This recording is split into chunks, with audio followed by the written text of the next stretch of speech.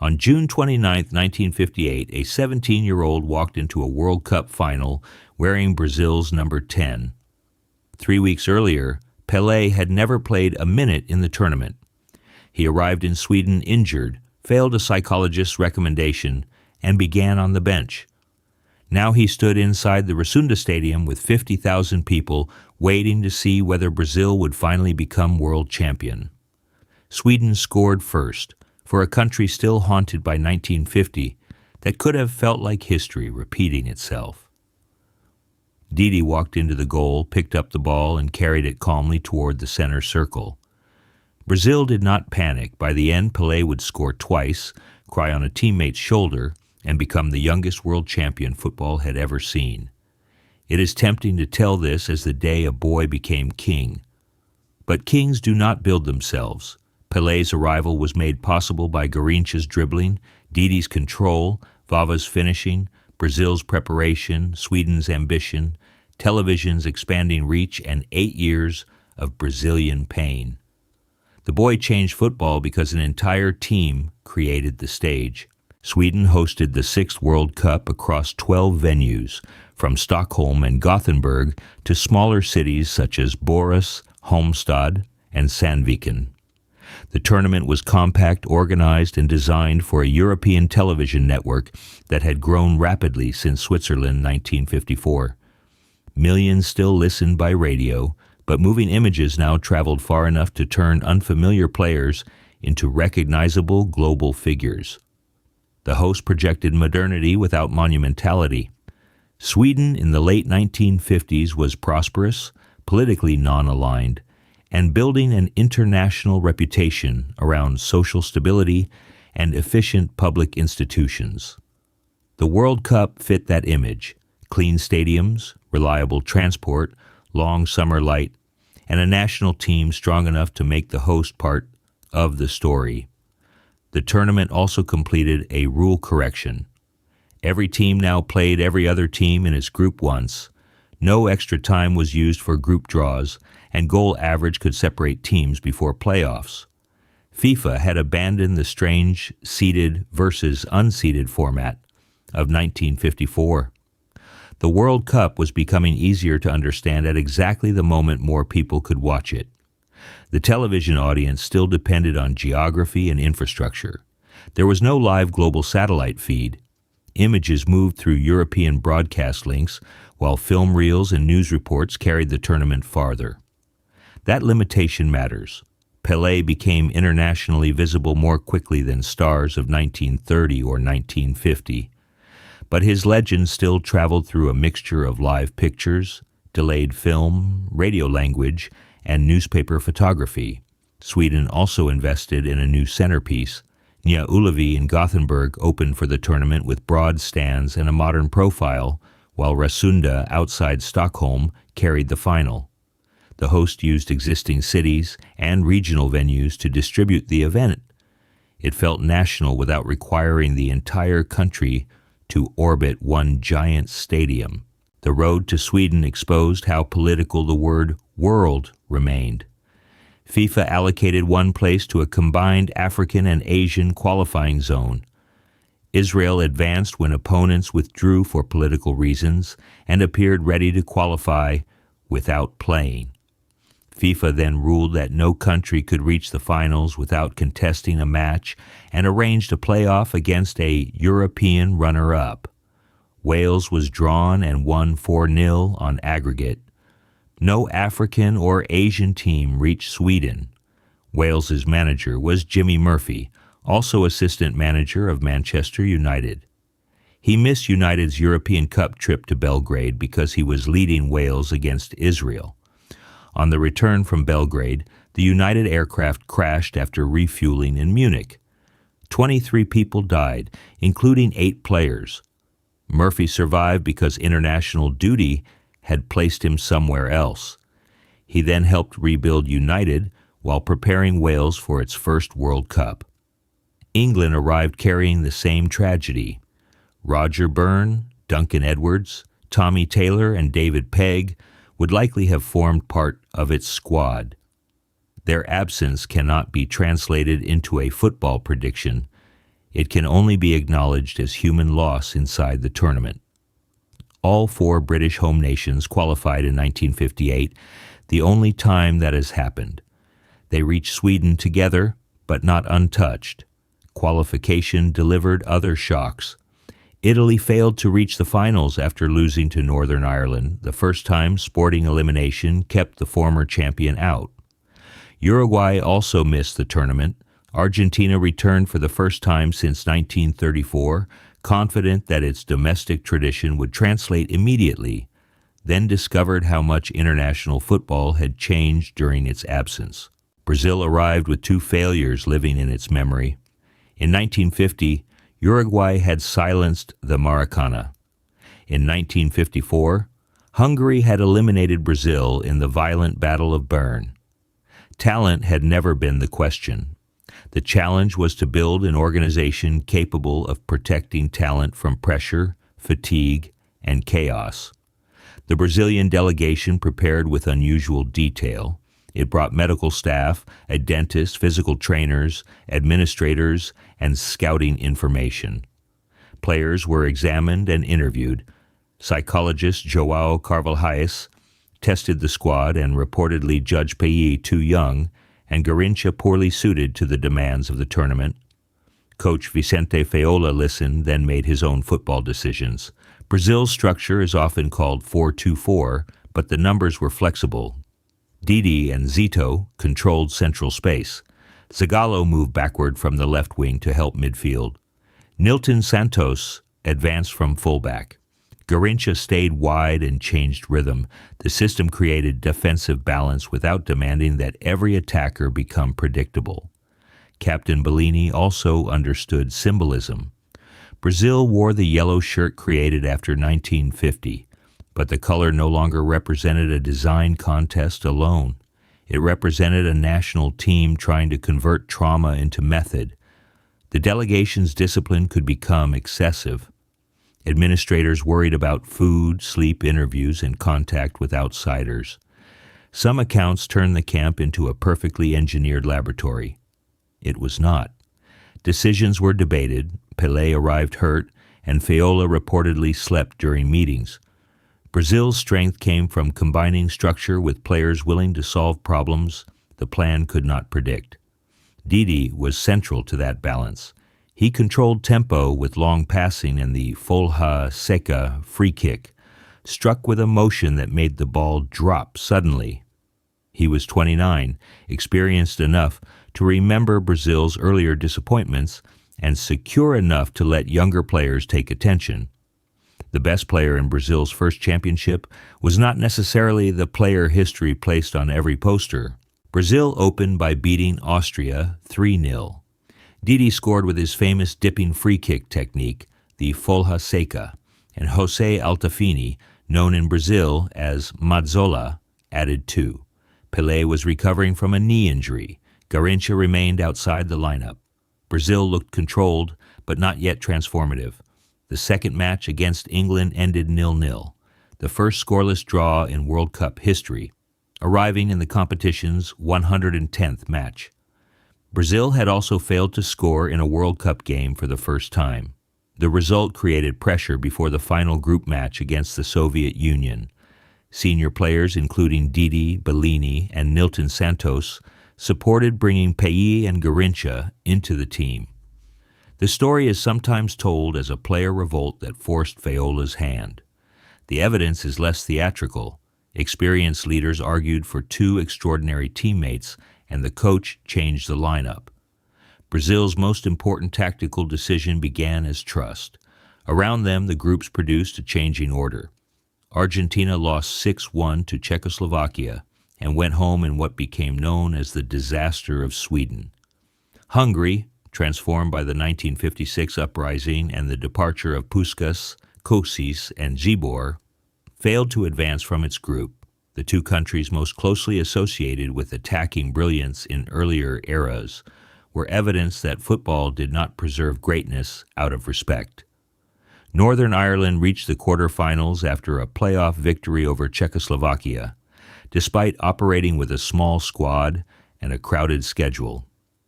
Its goalkeeper, Harry Gregg, had survived the Munich crash months earlier and helped to rescue other passengers. In Sweden, he became one of the tournament's outstanding goalkeepers. The World Cup did not remove grief. It placed survivors back in public view. The Soviet Union was not an easy opponent. It had won Olympic gold in 1956 and brought goalkeeper Lev Yashin, captain Igor Neto, and a physically disciplined side shaped by the emerging prestige of Soviet sport. This was its first World Cup, played inside a Cold War in which every international result could be presented as evidence of a system's strength. Then Garrincha touched the ball. He beat defender Boris Kuznetsov, cut inside, and struck the post. Seconds later, Pele helped create another chance that Didi sent against the frame of the goal. In the third minute, Didi released Garrincha. Garrincha supplied Vavá, and Brazil led. The opening became known as the greatest 3 minutes in football. That phrase survives because it captures shock more than duration. Two players previously held outside the team made the Soviet defense look as though it had encountered a different sport. Vavá scored again after halftime. Brazil won 2-0 and advanced without conceding a goal. Yashin's presence made the performance more significant. He dressed in dark colors, left his goal aggressively, and commanded the penalty area in ways that anticipated the modern goalkeeper. Brazil did not expose an ordinary defense. It forced one of the era's most advanced teams to retreat, using width and rapid combinations before the Soviet structure could settle. Wales reached the quarterfinals without winning a group match. 3 draws forced a playoff against Hungary, which Wales won 2-1. Its reward was Brazil in Gothenburg. Murphy organized a compact defense, and the injured John Charles, Wales's greatest player, could not take the field. Even without him, Wales made Brazil work. For more than an hour, the score stayed 0-0. Then Didi headed the ball toward Pele inside the penalty area. The 17-year-old controlled it on his chest, flicked it behind defender Mel Charles, turned and shot past Jack Kelsey. Brazil won 1-0. It was Pelé's first World Cup goal and made him the youngest scorer in tournament history. He later called it the most important goal of his career. Not the most beautiful, not the most famous, the most important. Before Wales, he was a gifted teenager inside a brilliant squad. After Wales, the tournament had begun to belong to him. France arrived with its own attacking revolution. Raymond Kopa created from deep and wide spaces. Roger Piantoni connected midfield to the forward line. Just Fontaine finished almost everything.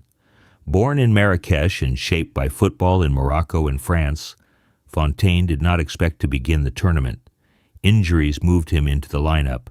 He brought only one pair of boots to Sweden. When one tore before the opening match, teammate Stéphane Brouet, who was competing with him for a place, lent him a pair in the same size. Fontaine scored 3 against Paraguay, 2 against Yugoslavia, 1 against Scotland, and 2 against Northern Ireland. He entered the semi-final with 8 goals. The borrowed boots story feels invented because it fits too neatly, but its meaning is less about luck than readiness.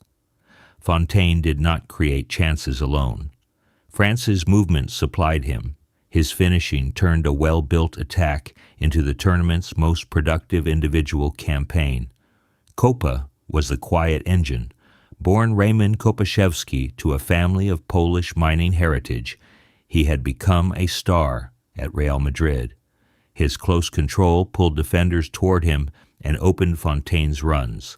France scored 11 goals in the group stage, then defeated Northern Ireland 4-0. Unlike Brazil, which had conceded none before the semi-final, France arrived prepared to exchange chances with anyone. The semi-final in Solna brought together the tournament's 2 most exciting attacks. Vavá scored in the 2nd minute. Fontaine equalized in the 9th, the first goal Brazil had conceded. For a few minutes, the match promised balance. Then French captain and central defender Robert Jonquet suffered a serious leg injury in a collision with Vavá. Substitutions were not permitted. Jonquet received treatment and remained on the field with limited movement, while France reorganized around him. Didi restored Brazil's lead before halftime. In the second half, Pelé scored 3 times in 23 minutes. One finish came from a loose ball, another after combination play, and the third from a controlled volley. At 17, he became the youngest player to score a World Cup hat trick. Brazil won 5-2. Fontaine had scored again, but the injury changed the defensive contest. That context does not reduce Pelé's hat trick. It reminds us that World Cup mythology is built from bodies as well as brilliance. France could not replace Jonquet. Brazil recognized the weakness and attacked it. Sweden had once refused to select footballers who became professionals abroad.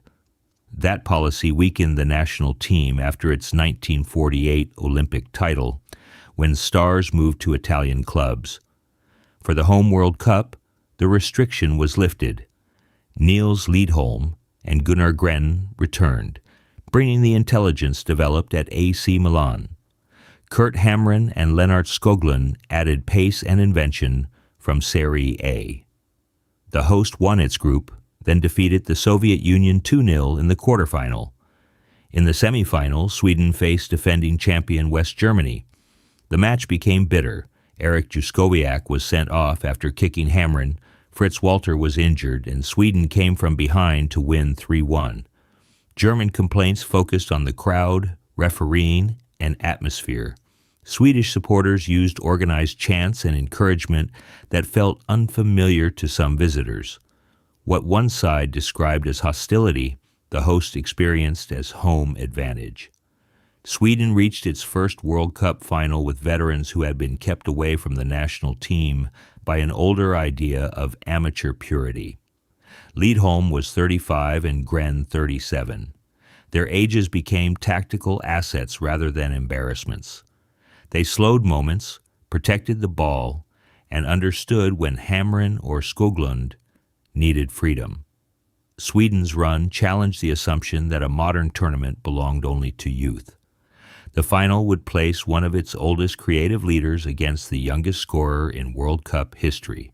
Brazil could not wear yellow because Sweden also wore a light shirt. The Brazilians played in blue, a color reportedly chosen after someone connected it to the mantle of Our Lady of Aparecida.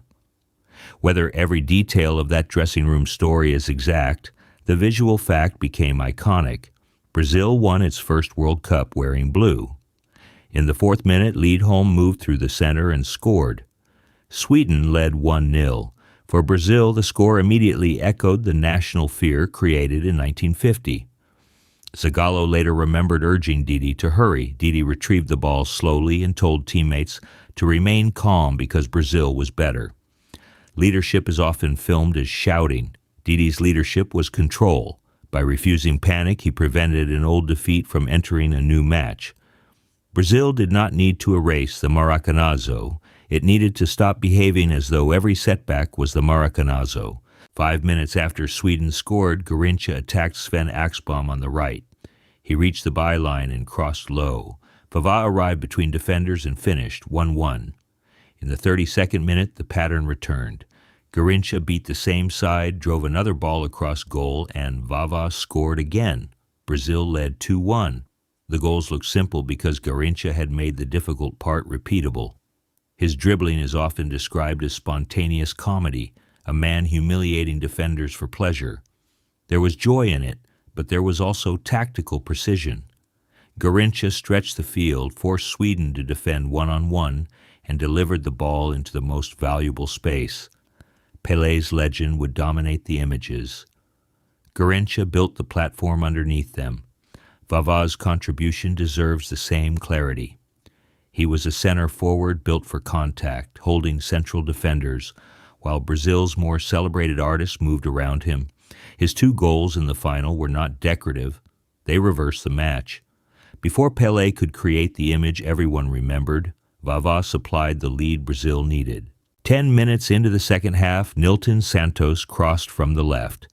Pelé controlled the ball, lifted it over defender Bengt Gustafsson, moved around him, and volleyed before the ball touched the ground again. 3-1.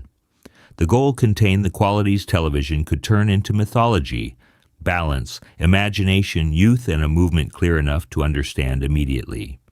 It was not merely effective, it looked like the future arriving without permission. Zagallo added a fourth after cutting in from the left. Agnes Simonsen scored for Sweden with 10 minutes remaining. Then, in the final minute, Zagallo crossed and Pele headed the fifth. The teenager had scored 6 goals in the knockout rounds, 1 against Wales, 3 against France, and 2 in the final. Brazil won 5-2. It remains the highest-scoring World Cup final by total goals, tied with 1966 and 2022 at 7. Pelé collapsed into tears and was held by teammates. Bellini raised the Jules Rimet trophy above his head, a gesture that helped establish the modern visual language of a captain lifting a cup. The Swedish crowd applauded Brazil, host players congratulated the champions, and stories grew around the King of Sweden coming to the dressing room. Some details have been polished by repetition, but the larger response is documented. Brazil had defeated the host without becoming the enemy of the host. Its football converted disappointment into admiration. Sweden had not failed. Reaching the final validated the decision to recall professionals and produce the country's best World Cup finish.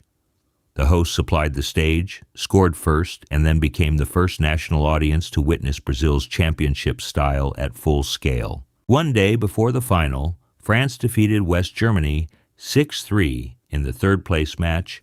Fontaine scored 4 times. His total reached 13 goals in 6 games, 1 every 42 minutes.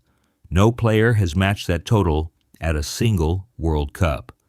The record can disappear behind Pelé's emergence because Fontaine did not reach the final. But 13 is not a consolation statistic. It represents the most concentrated scoring campaign the tournament has seen, produced by Copa's creation, France's attacking structure, Fontaine's movement, and a borrowed pair of boots. Sweden 1958 therefore created 2 different forms of immortality. Pelé became the youngest champion and the face of football's future. Fontaine built a number the future still has not touched. France finished third with 23 goals, 1 fewer than Hungary's record-setting total from 1954, despite playing 1 additional match. Its campaign helped announce a generation that also included Copa, Piantoni, Jean Vincent, and Marian Wisniewski. Fontaine's 13 belonged to an attacking ecosystem, even if the record carries 1 name. Brazil's victory carried meaning beyond tactics. Pele, Garrincha, Didi, and Vavá were black or mixed-race stars representing a country that had often treated racial mixture as national harmony while preserving deep inequality. Their success challenged European stereotypes and gave millions of Brazilians a powerful image of belonging. It did not end racism, either in football or society. The team was sometimes described abroad as naturally gifted, emotional, or instinctive. Those words could praise while hiding the work. Brazil had won through planning, physical preparation, tactical balance, scouting, and leadership. Calling it only magic made the structure invisible. At the same time, the players did create beauty that resisted bureaucratic explanation. Garrincha's body did not match conventional athletic ideals. Pelé was 17 and black, arriving from a background far removed from European power. Didi controlled matches with calm authority. Their visibility mattered because the new television World Cup allowed people to see who was producing the future. The victory was quickly folded into the idea of futebol arte, football as a specifically Brazilian art. That identity could inspire, but it could also become a demand that Brazil win beautifully every time. In Sweden, artistry worked because it was supported by Zito's tackling, Zagallo's defensive movement, Bellini's organization, and Gilmar's security. The art had labor behind it. Brazil became the first country from outside Europe to win a World Cup in Europe. It completed 6 matches unbeaten, scored 16 goals, and conceded only 4.